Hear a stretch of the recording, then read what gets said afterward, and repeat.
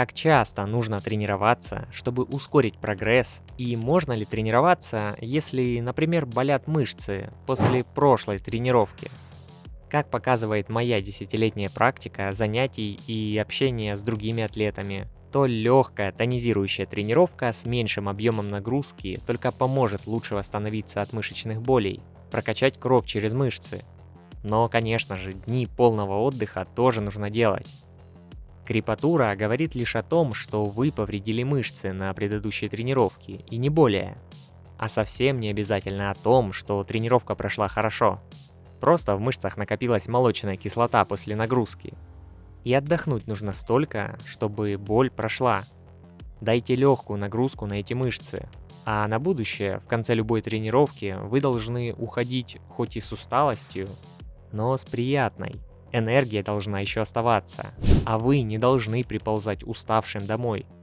Тут нужно думать, как снижать нагрузку или лучше восстанавливаться. Есть отличная методика, как проверить, сколько дней отдыха именно вам нужно делать между похожими тренировками. Да, на это потребуется время, вы сделаете ошибки, но и поймете, что работает именно на вас. Например, увеличение подтягиваний. Делаем первый подход на максимум или около того. Дальше распределяем тренировку на несколько рабочих подходов, не в отказ.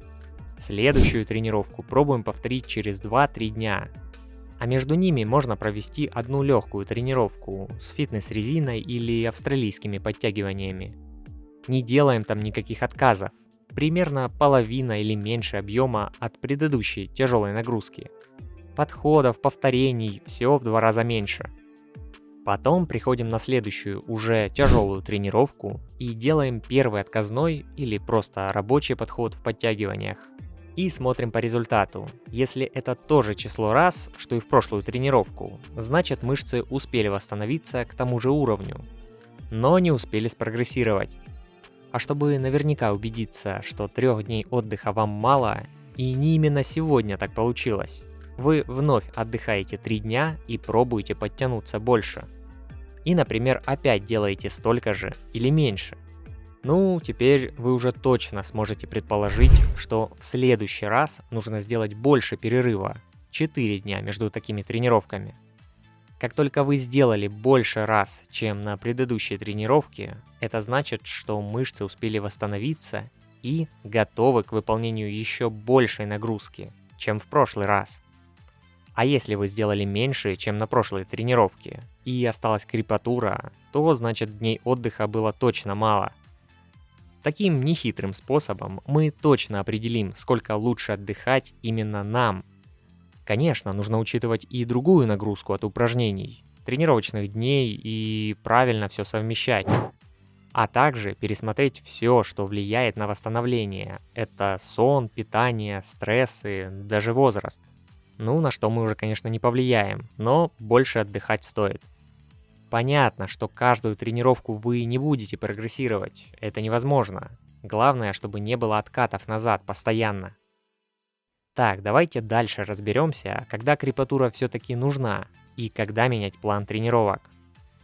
Ребят, а если вы недавно начали свои тренировки, либо уже давно занимаетесь и застряли, хотите быстрее прогрессировать, наверняка у вас накопилось много вопросов. И вам будет интересен мой опыт и ошибки.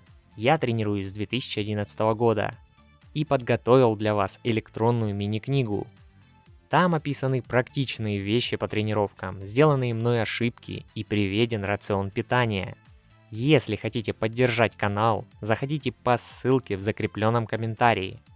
Я отправлю книгу каждому за поддержку донатом на символическую сумму.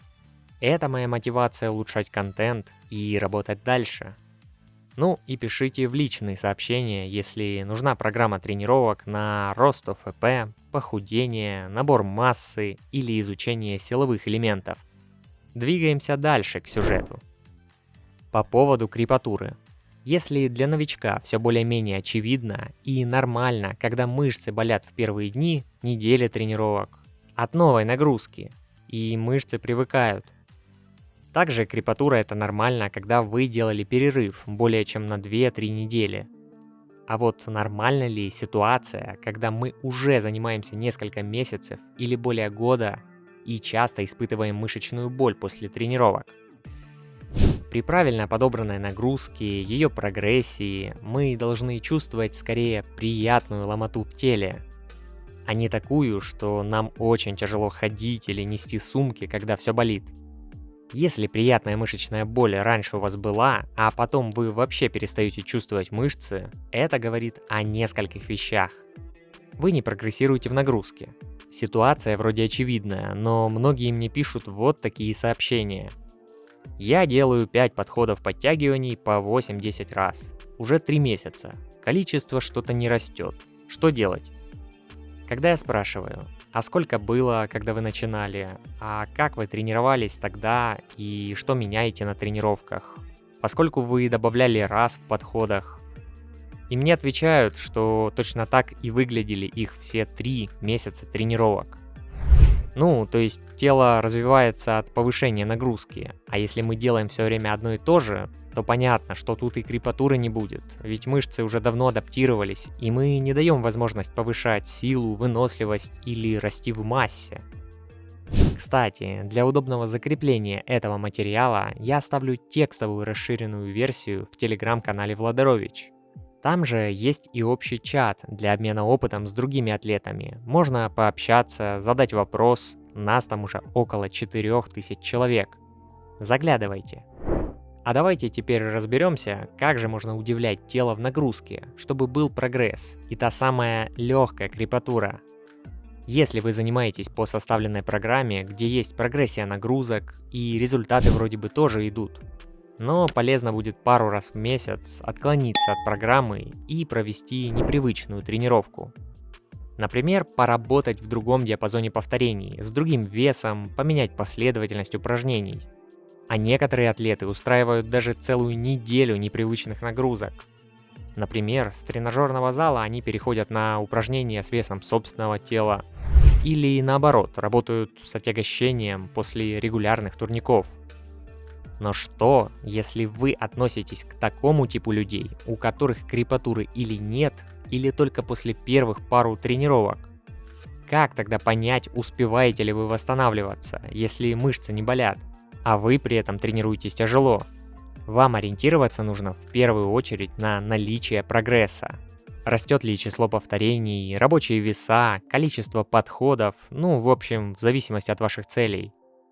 Если от тренировки к тренировке вы толчетесь на месте или даже чуть откатываете, то это не всегда значит, что программа и нагрузка не такие.